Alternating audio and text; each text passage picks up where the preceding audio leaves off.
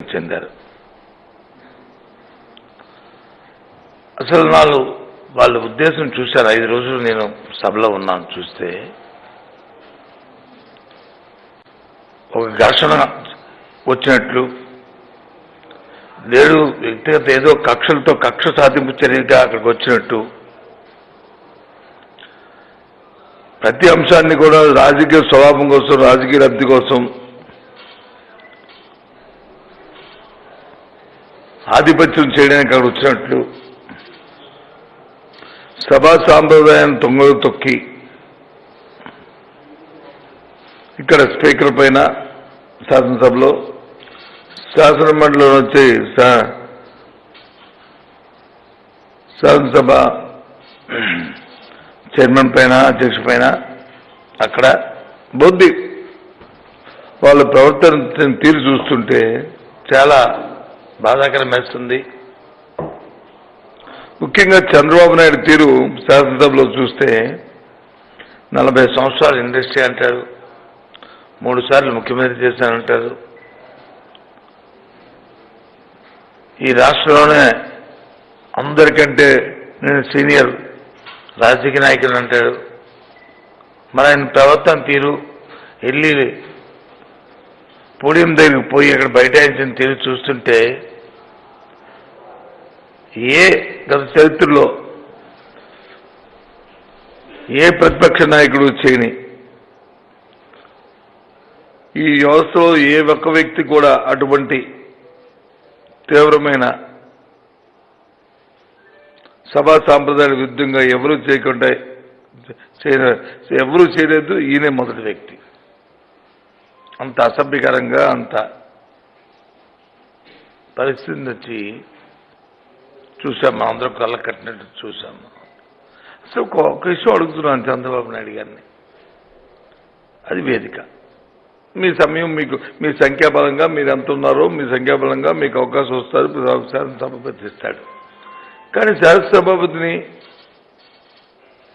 Threaten చేస్తూ, ఆయన మీద తిరగబడుతూ, ఏకవచనంతో భాషను ఉపయోగిస్తూ, చేతులతో వేళ్లతో బెదిరిస్తూ,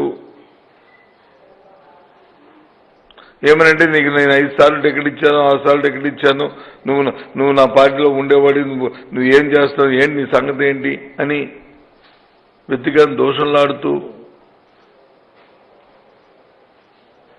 సమయం ఇస్తే ఆ సమయాన్ని వచ్చి అతని వ్యక్తిగత ఆరాధన కోసమే దాన్ని వినియోగిస్తూ, సమస్య పట్ల కానీ, సమస్య పరిష్కారం పట్ల కానీ, లేకపోతే అధికార పార్టీ మా పార్టీ తాలూకా మేము ఇచ్చిన వాగ్దానాల పట్ల కానీ నువ్వేం చేసావని అడిగే సందర్భం కానీ లేకపోయింది.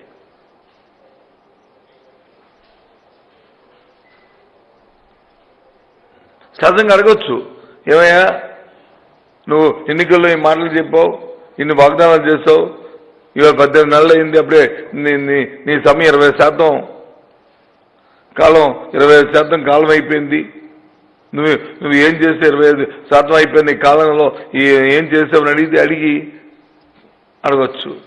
నువ్వు 129 వాగ్దానాలు ఇచ్చావు, మేమందరం పుస్తకాలు మన మేనిఫెస్టో అంటే నువ్వేదో భగవద్గీత అన్నావు, ఈ భగవద్గీతలో 129 వాగ్దానాలు ఇచ్చావు, ఏం 100 తీర్చావు, ఇంక 29 ఎప్పుడు తీరుస్తావు అని అడుగు, తప్పులేదు. అసలు ఎంతసేపు ఊకతప్పుడు, ఎంతసేపు వ్యక్తిగతంగా ఎదుటివాళ్ళని దూషించడం. మా ముఖ్యమంత్రి గారు చెప్పారు శాసనసభ సాక్షిగా ఎన్నికల్లో ఇచ్చిన వాగ్దానాల్ని ఏ రకంగా నెరవేర్చాము, మేము ప్రకటించిన ఈ భగవద్గీతలో ఉన్న అంశాల్లో 129 అంశాలుంటే ఇప్పటికే 101 అంశాన్ని మేము తీర్చాము అని అధికారపూర్వకంగా లెక్కలతో సహా మరి అక్కడ ప్రెజెంటేషన్ ఇచ్చారు. ఏ కార్యక్రమానికి, సంక్షేమ కార్యక్రమానికి ఎంతెంత ఖర్చు పెట్టామో, ఎంతమంది దానికి లబ్ధిదారులో అన్నీ కూడా అక్కడ చూపెట్టారు. సుమారు 5,65,000 మంది, 5,65,000 65 లక్షల లబ్ధిదారులకి సుమారు 67,000 కోట్ల రూపాయలని మేము ఖర్చు చేశాము. ఇగో సంఖ్యతో పక్క అన్ని లెక్కలతో సహా చెప్పారు. ఇంకా సబ్జెక్టు కరెక్షన్ అటు 1 లక్ష అటు ఇటు 1 కోటి అటు ఇటు చెప్పారు. చంద్రబాబు నాయుడు అడిగితే చెప్పరు. పోలవరం మీద చర్చ అడిగారు. మేము చెప్పాము బీఎస్సీ కమిటీలో ఏ అంశం పట్ల అయినా సరే మేము తయారుగా ఉన్నాము, మాకే అభ్యంతరం లేదని చెప్పాం. 23 అంశాలు ఇచ్చాం. 23 వాళ్ళకి 23 అంశాలు ఇచ్చారు, మేము 23 అంశాలు ఇచ్చాం. అందులో కామన్ అంశాలు పోలవరం మీద చర్చ నమ్మన్నాం. తయారని చెప్పాం. శాసనసభలో చర్చ చేశాం. ఇంతకుముందు పత్రికల్లో ఊరికే కళ్ళబల్లి మాటలు చెప్పిన ఆంధ్రజ్యోతిలోను ఈనాడు పత్రికలోనూ రోజు పెద్ద పెద్ద అక్షరాలతో రాశారు. పోలవరం ఎత్తు తగ్గించేస్తున్నారు, దిగు ప్రాంతాల గురించి దీనివల్ల నష్టం వస్తుంది, ఏదో ఇంకొంత లాలు చేయపోయారని చెప్పి రాశారు. శాసనసభ సాక్షిగా మా ముఖ్యమంత్రి గారు చెప్పారు. 1 సెంటీమీటర్ 1 ఇంచి కాదు, 1 సెంటీమీటర్ కూడా తగ్గేది లేదు. ఏదైతే డిపిఆర్ ఉందో దాని ప్రకారం ముందుకెళ్తున్నామని మా ముఖ్యమంత్రి గారు మా ఇరిగేషన్ మంత్రి గారు ఇద్దరు చెప్పారు. చెబితే అడ్డుగోలుగా వాదిస్తారు. ఎందుకంటే శాసనసభ సాక్షిగా ప్రజలతో ఎన్నుకున్న ముఖ్యమంత్రి అధికారంగా ముఖ్యమంత్రి హోదాలో అక్కడ చెప్తే సభకు వస్తారు. వచ్చి దేనికి ఎప్పుడు సస్పెండ్ అయిపోదామా, ఎప్పుడు బయటికి వెళ్ళిపోదామా, అలవాటు చేద్దామా, గలాబా చేద్దామా, మళ్ళీ బయటికి వెళ్ళిపోదామా అని. అంతేగాని సభలో ఉండి మా ప్రజలతో సమస్యల పట్ల ఉన్న ప్రభుత్వంలో విధానాల పట్ల మేము ఏదైనా తప్పులు చేస్తే తప్పులు ఎత్తి చూపాలని, దానికోసం మరి దాని నుంచి ప్రజా ఆదరణ పొందాలని మాత్రం కార్యక్రమం లేదు. ఎంతసేపు చీప్ ట్రిక్స్ అని నిన్ను ఊరికి సస్పెండ్ అయిపోతే అమ్మ ప్రజలు ఏదో సానుభూతి సంపాదించి ఏడు సానుభూతి వల్ల అక్కడ సానుభూతి ఏమొస్తుంది? సానుభూతి నువ్వు చేస్తుంది ప్రజలు చూడలేదు. ఎందుకు చేస్తున్నారు? ఓ రోజు ఎందుకు చేశారు? నువ్వు వెళ్ళి శాసనసభ పోడియంలోకి వెళ్ళి కూర్చొని శాసనసభ స్పీకర్ మీద అభ్యంతరకరమైన భాషని నువ్వు వాడితే చేస్తారు. ఇంకో రోజు వచ్చి నేను గంటలు మాట్లాడతాను, లేకపోతే సబ్జెక్టు సంబంధం లేకుండా మాట్లాడతాను, వీటి మీద అలిగేషన్ చేస్తాను, దానికి చెప్తారంటే గలాబా చేస్తే చేస్తారు. ఉండగా మీ స్థానాల్లో కూర్చొని మా డిమాండ్ ఇదేనంటే అప్పుడు కానీ మేము నిబంధనలకు వ్యతిరేకంగా కానీ మేము అధికార పార్టీ ప్రవర్తిస్తే అప్పుడు నీకు సానుభూతి వస్తుంది. ఎక్కడ ఈ 5 రోజులు చూసాం శాసనసభలో ఎక్కడ ఏమీ లేదు. ఏ అంశం పట్ల మేము తెచ్చుకొద్దామన్నా, ఏ అంశాన్ని మీరు తీసుకోమన్నా తయారుగా ఉన్నది. ఈ రాష్ట్ర చరిత్రలో నాకు తెలిసి ప్రతిపక్షం అడుగుతున్న దానికి మేము సయ్యానిది ఈ పార్టీ అధికారంలో ఉన్న మేమే. ఇది వాస్తవం. ఇది పాల గురించి వచ్చింది, పాల డిస్కషన్ వచ్చింది, డైరీ గురించి పాల గురించి డిస్కషన్ వచ్చింది. వచ్చినప్పుడు ఏమైంది డిస్కషను? మేము చెప్పాం అమూల్ డైరీని తేవడానికి కారణం ఈ రాష్ట్రంలో ఉన్న పాలు పోసే మహిళలందరికీ కూడా ఎవరైతే జీవనాధారంగా ఒక గేదెను ఒక పాడిని పెంచుకొని దాని ద్వారా కుటుంబాలు పోషించుకుంటున్న ఆ చెల్లెమ్మకి ఆశా ద్వారా ఇస్తున్న 75,000 రూపాయలని వాళ్ళకి వచ్చి అందించి దాని మీద మళ్ళీ వడ్డీ లేని రుణాన్ని ఇచ్చి ఆ పాలకు సరసమైన ధర రావాలి అనే ఉద్దేశంతో అమూల్ డైరీతో మనం ఒప్పందం చేస్తున్నాం. అమూల్ డైరీ ఏది ప్రైవేట్ సంస్థ కాదే. అందులో మొత్తం రైతులందరూ కూడా భాగస్వాములు. అందులో వచ్చే లాభాన్ని రైతులందరూ పంచుకుంటారు. మరి మన దగ్గర చంద్రబాబు నాయుడు అధికారులు ఉన్నప్పుడు ఇక్కడ జరిగిన ఎంతేటి హెరిటేజ్ ఎవరిది? అందులో రైతులు అందులో భాగస్వాములు ఉన్నారా, సభ్యులు ఉన్నారా? ఒక ప్రైవేట్ సంస్థ. చంద్రబాబు నాయుడు గారు, చంద్రబాబు నాయుడు కుటుంబ సభ్యులు, అందులో ఆ కొడుకు, కోడలు, భార్య, వాళ్ళు వీళ్ళు డైరెక్టర్లు, వాళ్ళు సమస్య. దానికి పాలకి లీటర్ పాలకి ఈ అమలుకి ఇచ్చిన దానికి ధరకు వ్యత్యాసం సుమారు 7 రూపాయల దగ్గర నుంచి 10 రూపాయలు ఒక లీటర్కి ధరకు వ్యత్యాసం. ఆ విషయాన్ని వచ్చి ఇక్కడ చెప్తే క్రోశం వచ్చేస్తుంది ఆయనకి. నీకు భగవంతుడు ఒక అద్భుతమైన అవకాశాలు ఇచ్చినప్పుడు, ఒక మంచి అవకాశాలు మనకి ఇచ్చినప్పుడు, అధికారంలో మనం ఉన్నప్పుడు ఏదైనా ఒక పని చేస్తే దాన్ని తరతరాలుగా చెప్పుకునే పరిస్థితిలో ఉండే పరిస్థితిని చేయాలి. ఏ పని చేయకపోవాలని ఇవాళ శాసనసభలో నీకు చెప్పుకోవడానికి కార్యక్రమం లేక ఈ విధమైన గలాట. ఏం తప్ప? ఏదంటే ఇవి పాలదని ఇచ్చి ఆ కుటుంబాన్ని, ఆ చెల్లెమ్మ కుటుంబాన్ని ఆదుకోవడం తప్ప, అక్క కుటుంబాన్ని ఆదుకోవడం తప్ప? ఏమిటి ఇవాళ? అటు పోలవరం సమస్య, జీవనాధారం పోలవరం మీద తెచ్చడమంటే ఆ తెచ్చారు. ఈయన అధికారులు ఉన్నప్పుడు ఏం చేశాడు? పోలవరం ఎంతో మనం చూసాం. రాష్ట్ర ఖజానా నుంచి 87 కోట్ల రూపాయలని తీసుకెళ్లి చంద్రబాబు పేరుని భజన చేయించుకున్నాడు. చంద్రన్న చంద్రన్న చంద్రన్న అని చంద్రపడుతూ.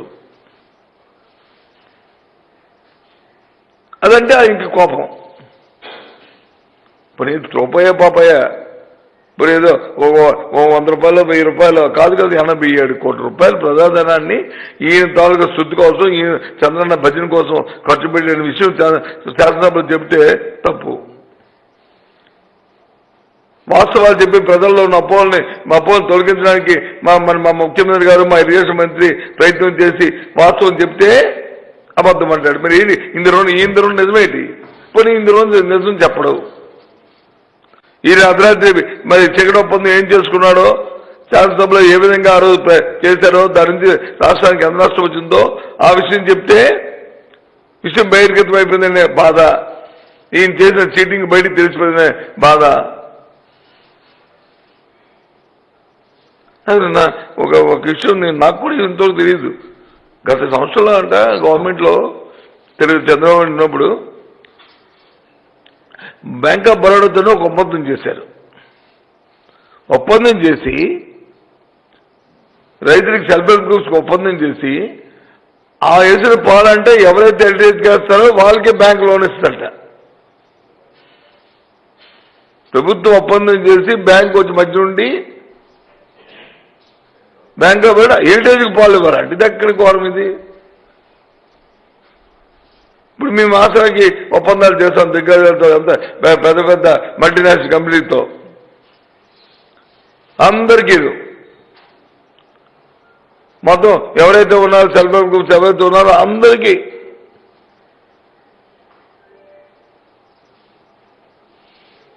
దాన్ని అది కార్యక్రమం ప్రభుత్వం ఏదైనా ఉందంటే అది కార్యక్రమం చేయాలి. అది మనిషి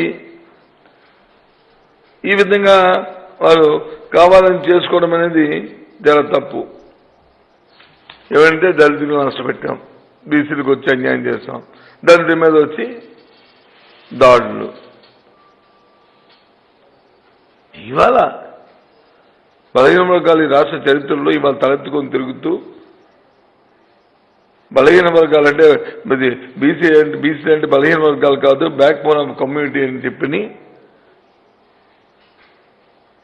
అదొక స్టేటస్, సోషల్ స్టేటస్ని ఇవ్వడమే కాకుండా వాళ్ళలో ఉన్న రాజకీయ కోణాన్ని, వాళ్ళ నాయకత్వ పటిమని కూడా పెంపొందిస్తూ ఆయా కులాలకి ఒక నాయకుని తయారు చేసి ఆ కులాల్లో ఉన్న వారి తాలూకు సమస్యల్ని వారే పరిష్కరించుకునేటట్లు, ప్రభుత్వంతో సంధానకర్త ఉండేటట్లు 56 కార్పొరేషన్లు ఏర్పాటు చేసి ఎంతో వాళ్ళకి మేలు చేస్తే ఎంతో హ్యాపీగా ఇవ్వని ఉంటే ఇవి వచ్చి ఈయన చెప్తాడు ఏదో కథ. పోనీ దాని మీద కరెక్ట్గా నా హయాంలో ఇవి చేశాను అని చెప్తాడా? అవి చెప్పరు. ఇవన్నీ కూడా పాసింగ్ మా సూర్పుని కొల్లబల్లి మాటలు సొల్లు కబుర్లు చెప్పుకొని కాలం గడిపి ఏమనంటే గలా చేసేసి బయటికి వెళ్ళిపోవడానికి. బయటికి వెళ్ళిపో ప్రెస్ మీట్ పెడతాడు. ప్రెస్ మీట్ పెడితే ఆ ప్రెస్ మీట్కి 2 పత్రికలు ఉన్నాయి, ఈనాడు ఒకటి, తామరజ్యోతి ఒకటి. మర్నాడు వచ్చి ఆ బ్యానర్ ఐటెంలో వచ్చి వేసి ఘర్షణ ఏది అక్కడ మాట్లాడిందే ఉండదు, సొల్లు ఎక్కడ హౌస్లోను ఏమీ లేదు. బయటకు వచ్చి మాత్రం ఉంది. ఈ రకంగా ఎస్సీలకి ఈ ఎస్సీ ఎస్టీస్కి ఈ ప్రభుత్వంలో జగన్మోహన్ రెడ్డి ప్రభుత్వంలోనూ చేసినంత కార్యక్రమాలు, వాళ్ళకి ఇచ్చినంత గౌరవం ఎప్పుడైనా ఏ ప్రభుత్వం జరిగిందా? వాళ్ళకు ధైర్యం వచ్చింది, ఒక నమ్మకం వచ్చింది, మేము ఈ సమాజంలోనూ మాకు సమన్యాయం జరుగుతుందనే ఒక భరోసా వచ్చింది. వాళ్ళు వచ్చి ఇవాళ అంత దీనిగా ఉన్నారు. ఈయనదే చెప్తాడు ఆయన ప్రాపకం కోసం. నిన్నటి రోజున ఆఖరి రోజున ఇక్కడ వచ్చి శాసనసభలో వచ్చి ఆయనకు వచ్చి అక్కడి నుంచి వెళ్ళిపోవాలని ఏదో పెట్టుకొని అక్కడి నుంచి వెళ్ళాడు. బయటికి వెళ్ళి మందాడ ఏది ఆ సిబ్బందికి అమరావతి సిబ్బంది ఉన్న గ్రామానికి వెళ్ళాడు. అక్కడ వెళ్ళి ఏదో కలవరించి ఆ టీవీలో వచ్చి ముఖ్యమంత్రి మీద అసభ్యంగా అసందర్భంగా వాళ్ళతో మాట్లాడిస్తాడు. ఇదేనా కల్చరు? ఇదేనా సంస్కృతి? ఏం మనిషి నాకు అర్థమవుతుంది. ఇక్కడ అక్కడ శాసన మండలిలో డిస్కషన్ అన్ని పోలవరం మీద డిస్కషన్ వచ్చి ఉంటే పోలవరం మాకు వద్దు, అమరావతి మీద డిస్కషన్ అన్నారు. లేదు టిట్కో మన ఇల్లు పేదలందరికి ఇల్లు మీద డిస్కషన్ 2 ఐటమ్ ఉంటే అదొద్దు, మాకు అమరావతి పెట్టాలన్నారు. నాడు నేను స్కూల్ మీద ఉంటే దాని మీద పెడతా అంటే దాని మీద వద్దన్నారు. వద్దని ఆఖరికి మేము వచ్చి సరే మీకేం కావాల్సి దాని మీద రండి అంటే మాకు ఇవేవి మాకు వద్దు, మాకు అమరావతి ముద్దన్నారు. అయితే అమరావతి చర్చిస్తారు. ఎందుకు? చంద్రబాబు నాయుడు వెళ్ళండి ఇక్కడ చర్చించాలని రెడీ అన్నాం అంటే దాని మీద రాదు, దాని మీద చర్చ రాకుండా వాళ్ళ 5 సంవత్సరాల హయాంలోనూ ఏదైతే ఎన్ఆర్జీస్తో రోడ్లు వేయకంట, ఏదైతే కాలువలు తప్పకంట, మరి పనులు వచ్చి నాశరకమైన పనులు చేసి ఉన్నా దాన్ని బిల్లు ఇచ్చేయమంటారు. మా పనులు మా పనులు ఏంటి? ప్రభుత్వం చేసిన పనులు ప్రభుత్వం చేయాలా? అక్కడున్న సర్పంచ్ ఎస్సీ సర్పంచో బీసీ సర్పంచో ఆ సర్పంచ్ ద్వారా జరిగే పనుల్ని అమ్మాయికి పేరు పెట్టి తెలుగుదేశం కార్యకర్తలతో పందుకొక్కులుగా అది తిని ఆ డబ్బుల్ని వచ్చి పనులు చేయకుండా బిల్లు చేసి దాని గురించి తప్పించమంటారు. ఎంక్వైరీ చేస్తాం బాబు అంటే ఎంక్వైరీ కూడా లాభంలో ఇచ్చివ్వండి. ఇది ప్రభుత్వమా లేకపోతే ఇదేమైనా ప్రైవేట్ లిమిటెడ్ కంపెనీ కావాలి? హెరిటేజ్ హౌస్ అనుకుంటున్నారా?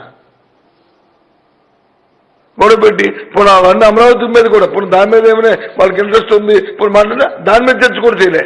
నేను అన్నాను సరే నాకు అరగంట టైం ఇవ్వండి అని చెప్పాను. అరగంట టైం ఇచ్చి ఈ లోపు నేను వెళ్ళి మా అధికారులను పిలిచి దాని మీద ఎంతో తెప్పించి నేను కూడా చర్చలో పాల్గొంటాను, సమాధానం చెప్తాను, ఎందుకంటే మా ప్రభుత్వం చేసిన పని చెప్తాము అని చెప్పి తయారయ్యాను. చర్చకి రాలే, తోక ముడిచి పారిపోయారు. అంటే దేని పట్ల కూడా కమిట్మెంట్ లేదు, దేని పట్ల చర్చ లేదు. కొత్తగా మన చర్చ అందరికీ ఇల్లు కార్యక్రమం, పేదలందరికీ ఇల్లు డిస్కషన్ జరిగింది ఆ రోజు అంతే. వీడు టిట్కో ఇళ్ళ మీద వచ్చి మేము అందరూ కట్టిస్తా ఉన్నాడు. వాస్తవాలు చెప్పాను. ఎన్ని ఇళ్ళు శాంక్షన్ ఇచ్చాము, ఎన్ని ఇళ్ళు తెచ్చాము, ఎన్ని ఇళ్ళు టెండర్ పిలిచారు, ఎన్ని ఇళ్ళు గ్రౌండ్ అయ్యి, ఎన్ని ఇళ్ళు ఆ రోజు వచ్చినప్పటికి వచ్చి మేము వచ్చినప్పటికి ఇంకా పునాదులు వేయలేదు, అన్ని లెక్కలతో వస్తుంది చెప్పారు. 70,000 ఇళ్ళు తప్ప ఒక్క ఇల్లు కూడా పూర్తి అవ్వలేదు, దానికి కూడా ఇన్ఫ్రాస్ట్రక్చర్ అవ్వలేదు, మౌలిక సదుపాయాలు ఇవ్వలేదు, కాలువలు కరెంటు ఇవన్నీ ఇవ్వలేదని చెప్పాను. ఆ రోజు ముఖ్యమంత్రి గారు శాసనసభ్యులు కొందరు వచ్చి మాటల్లో వచ్చి కొందరు వాళ్ళ తారీఖు ఇబ్బందులు చెప్పారు. సరే 300 ఇళ్ళు వచ్చి మీరు 300 అడుగుల ఇళ్ళు వచ్చి మీరు ఉచితంగా ఇస్తారని మీరు ఎన్నికలు చెప్పండి ఇచ్చారు సార్, కానీ 365, 430 వాళ్ళకి కొద్దిగా ఇబ్బందికరంగా ఉంది సార్, మన వాళ్ళకైనా కొద్దిగా వెసులుబాటు చేయండి సార్ అన్నారు. ముఖ్యమంత్రి గారు స్పాంటేనియస్గా ఆలోచన చేసి ఎవరైతే 365 ఇంటికి ఏదైతే మీరు 50,000 రూపాయల అప్ఫ్రంట్ కడుతున్నారో మిగతాదంతా బ్యాంకు లోన్ కింద పెట్టారో అందులో 25,000 రూపాయలు మీ తరఫున బ్యాంక్కి మీ తరఫున అప్ఫ్రంట్ ప్రభుత్వం కడుతుంది, 25,000 రూపాయలు తగ్గిస్తానని చెప్పారు. ఒక్కింటికి 25,000 స్పాట్లోనే స్పాంటేనియస్గా. అలాగే 430 ఇంటికైతే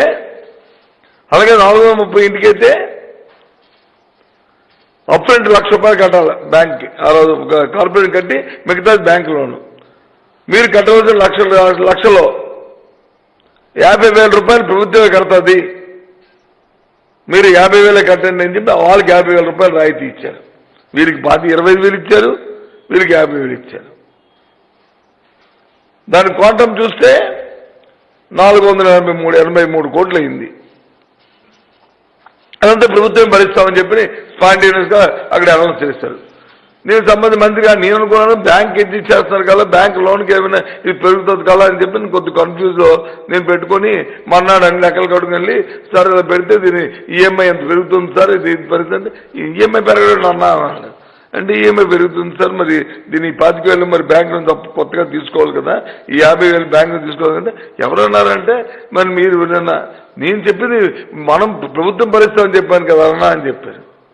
అంటే ఈ 480 కోట్లు ప్రభుత్వం ఇవ్వాల్సి వాళ్ళకి రాయితీ ఇస్తున్నాం మనం, రాయితీ ఇస్తున్నాం. ఇది పరిపాలన, ఇది పేదవాడి పట్ల కమిట్మెంటు, పేదవాడి పట్ల అంకిత భావం, సామాన్య కష్టాలు చూసి ఏ విధంగా ప్రభుత్వాలు స్పందించాలి, ఇది పరిపాలన విధానం. ఇది లేదే ఎవరిది. ఎంతసేపు దాని మీద టెండర్లు పిలిచి 1,500 రూపాయలు అయిపోతున్న స్క్వేర్ ఫీట్ వచ్చి 2,000 చేసి 500 రూపాయలు చేద్దామని బాధ చంద్రబాబు నాయుడు అంతకుముందు. మరి ఏం చేసింది ఏంటి? డెవలప్ స్టాండింగ్లో 400 కోట్లు మిగిలించాడు.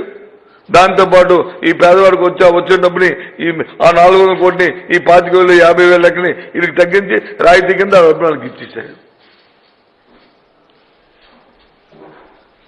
ఇది ప్రభుత్వం తరఫు పనితీరు. ఈ విధంగా ఈ 5 రోజుల తాలూకా శాసనసభ ఇవాళ సమయాన్ని ప్రతిపక్షం తెలుగుదేశం పార్టీ చంద్రబాబు నాయుడు అండుకో దుర్వినియోగం చేస్తూ వ్యక్తిగత కక్షల్ని అక్కడ నిరూపించుకుంటూ వారి తాలూకా కారణమని వాళ్ళకి ఒక్కటే అది ప్రజలు నన్ను ఓడించారు. ఓడించకపోతే ఏం చేస్తారు? ప్రజలకు అవసరమైన అవసరాలని, ప్రజల తాలూకా కార్యక్రమాన్ని, ప్రజల తాలూకా కర్తవ్యం వాళ్ళకి ఏం కావాలో తెలుసుకొని స్పందించడం అనేది నాయకత్వం లక్ష్యం. నీ నాయకత్వం అది కాదు కదా, అందుకు ప్రజలు తిరస్కరించారు. ఆ హక్కు అంతా తీసుకొచ్చి శాసనసభలో శాసనసభ నాయకుడి మీద అలాగే మంత్రుల మీద వీరి మీద విషం కక్కినట్టు వెలగొక్కి సాక్షాత్తు స్పీకర్ మీదే దోషాలు చేస్తూ బాధ్యత లేకుండా పోడియం ముందుకెళ్ళి కూర్చొని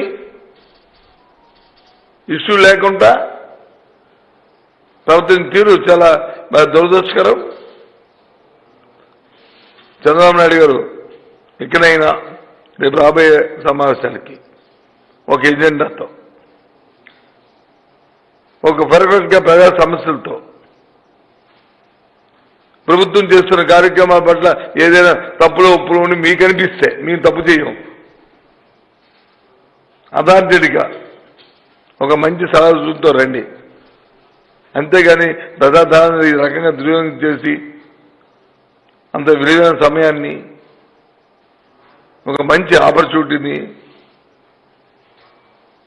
సాంప్రదాయ తిలోదకాలు పొడుస్తూ దయచేసి చేయొద్దంటే వాళ్ళకి ఎతో పలుకుతూ బాధ్యతగా మెలగాలని కోరుతున్నాను. మా వరకు జరిగిన 5 రోజుల సమావేశాల్లోనూ ప్రభుత్వం తాలూకు పథకాలని, ప్రభుత్వం చేసే కార్యక్రమాన్ని, చేయబోయే కార్యక్రమాలు అన్నింటినీ కూడా ప్రతి మంత్రి, ప్రతి శాసనసభ్యుడు, సాక్షాత్ ముఖ్యమంత్రి గారు బాధ్యతగా ఈ కార్యక్రమాన్ని చేస్తామనే విషయాన్ని కూడా తెలియజేస్తున్నాం.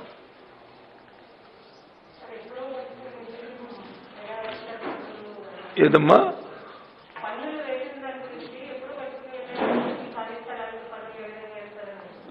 పన్నులు ఏది మనం ప్రాపర్టీ ట్యాక్స్ వేస్తాం దాని మీద ప్రాపర్టీ ట్యాక్స్ని నేను క్లియర్ కట్గా శాసనసభ సాక్షిగా చెప్పాను. శాసనసభ సాక్షిగా చెప్పాను. మన రాష్ట్రమంతా కూడా ఒకే విధానం ఉండాలి. ఇప్పటి వరకు రెంటల్ వాల్యూ అనే విధానం ఉంది. ఆ ఇంటికి వచ్చే ఆదాయం మీద 3 నెలల ఆదాయం నుంచి పన్ను రూపాయలు వేయడం అనేది ఇంతవరకు జరుగుతుంది. ఇంటి అద్దె మీద కానీ లేకపోతే అద్దెకి అద్దె మీద వచ్చే ఆదాయాన్ని 3 నెలలు రెంట్ కింద తీసుకోవాలనే విధానం ఉంది. అలా కాకుండా ప్రాపర్టీ తాలూకు వాల్యూ మీద వాల్యూ వేసి అది 0.10 నుండి 0.50 వరకు దాని మీద పన్ను వేసే అవకాశాన్ని, అదే నాన్ రెసిడెంట్ అయితే కమర్షియల్ అయితే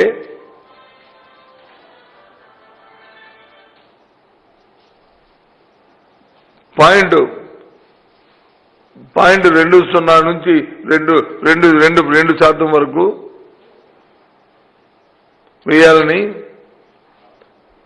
వేసుకోవచ్చని మంచి చట్టాన్ని రూపొందించాం. దీనివల్ల ముఖ్యంగా పారదర్శకంగా జరగడానికి, అవినీతిని నిర్మూలించడానికి, ఏదో బలమున్నవాడు వచ్చి వాడేదో మేనేజ్ చేసి అది తక్కువని ఎక్కువ చేయకుండా ఉండడానికి, లేదు రాజకీయ కక్షలతో దాన్ని విలువ పెంచి వారికి ఆ ఇంటిలో ఉన్న ఆసామికి కానీ లేదు కమర్షియల్ ఉన్న ఆ ఇంటి యజమానికి కానీ ఇబ్బంది జరగకూడదని ఒక యూనిఫామ్ పాలసీని తీసుకొచ్చాం. దీంట్లో కూడా 375 ఎస్ఎఫ్టీ నుంచి కిందకి ఎవరైతే ఉన్నాయో ఇళ్ళు, వాళ్ళందరికీ సంవత్సరానికి 50 రూపాయలు మాత్రమే పన్ను. సుమారు ఈ రాష్ట్రంలో అసెస్మెంట్లలో 23% వచ్చి వాళ్ళు ఉన్నారు. వాళ్ళందరికీ 50 రూపాయల పన్ను. వాళ్ళందరికీ కూడా 370 ఎస్ఎఫ్టీ వరకు 50 రూపాయల పన్ను. ఇదేదో మన ఒక్క రాష్ట్రం లేదు. ఇప్పటికే ఈ పన్ను విధానం అటు మహారాష్ట్రలోను, తమిళనాడులోను, కర్ణాటకలోను, మన మధ్యప్రదేశ్లోను అలా చాలా రాష్ట్రాలు ఉన్నాయి. అవన్నీ కూడా మన టీమ్స్, నేను 3 టీంలు కాన్స్టిట్యూట్ చేసి వాళ్ళు రమ్మన్నాం. వాళ్ళు పరిశీలించి వచ్చారు. వచ్చిన తర్వాత ముఖ్యమంత్రి గారు పెట్టాం. ముఖ్యమంత్రి గారితో 2 సమావేశాలు తీసుకున్నాం. ఆయన సమావేశాల్లో అడిగారు ఎంత పెరిగింది. కర్ణాటకలో ఉంటే 5,000 రూపాయలు ఉంటే మన దగ్గర 1,000 రూపాయలు పన్ను. మనం ఇప్పుడు ఆ ప్రకారం వేయాలంటే ఇది కూడా 5,000 వేసేయాలి. అమ్మమ్మ అంత కూడా తప్పు కదా, పేదవాడికి ఇబ్బంది అవుద్దేటో, సామాన్యుడికి ఇబ్బంది అవుద్ది, మధ్యతరగతికి ఇబ్బంది అవుద్దన్నా అలా వద్దన్నా అంటే ఆఖరికి దాన్ని ఈరోజు ఎగ్జిస్టింగ్ ట్యాక్స్ అంటే ఈరోజు ఇంటి పన్ను ఎంత ఉందో దాని మీద 15% మించి 1 పైసా కూడా వేయొద్దని చెప్పారు. ఆ విధానం ద్వారా 1 రెట్లు, 2 రెట్లు, 3 రెట్లు, 5 రెట్లు, 100%, 200%, 300%, 400%, 500% ఎక్కువ ఎరైజ్ అయినప్పటికీ కూడా గణిత లెక్కల్లో 15% దాటకూడదని చెప్పారు. అదే చట్టంలో పెట్టాం, అదే రూల్స్లో పెట్టాం, అదే జీవో ఇష్యూ చేశాం. జీవో లేదా జీవో చదివించాం. కాదంటారు. రాజపత్రాన్ని చదివింపిస్తుంటే కాదంటే మరి నేనేం చేస్తాను మంత్రిగా? అయ్యా బాబు, నేను మంత్రిని, ప్రభుత్వ ఎన్నికల మంత్రిని, రాజ్యాంగబద్ధంగా ఇక్కడ వచ్చిన మంత్రిని నేను అధికారపూర్వకంగా చెప్తున్నాను ఈ మాటని అంటే మీరు చెప్తే ఎలాగవుద్ది, ఏపింకోలాగా ఎలాగవుద్ది. కాబట్టి దయచేసి మీ ద్వారా కూడా ఈ మీడియా ద్వారా రాష్ట్ర ప్రజానీకానికి ఎవరు ఏ విధమైన ఆందోళన చెందకలేదు. ఇవాళ ఎగ్జిస్టింగ్ పన్ను ఎంతైతే ఉందో 15% కంటే 1 పైసా కూడా పెరగదనే విషయాన్ని కూడా వాళ్ళకి తెలియజేస్తున్నాను. ఇది ఇవాళ కార్యక్రమం. అది శాసనసభలో చెప్పాను, శాసన మండలిలో చెప్పాను. ఇది ఇంకా అంతేనా? ఓకేనా?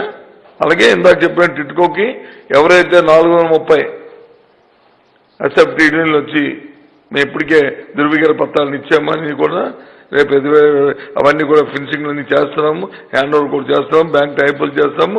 ఇంతకుముందు ₹1,00,000 అప్ఫ్రంట్ కట్టాలి వాళ్ళు, అది 50,000 కడితే చాలు. అదే 365 ఎస్ఎఫ్టీ అయితే 25,000 కడితే సరిపోద్ది. మిగతా ఇక్కడ 25,000 ఇక్కడ 50,000 వారి తరఫున ప్రభుత్వమే కార్పొరేషన్కి పే చేస్తుంది. ఓకేనా? Thank you.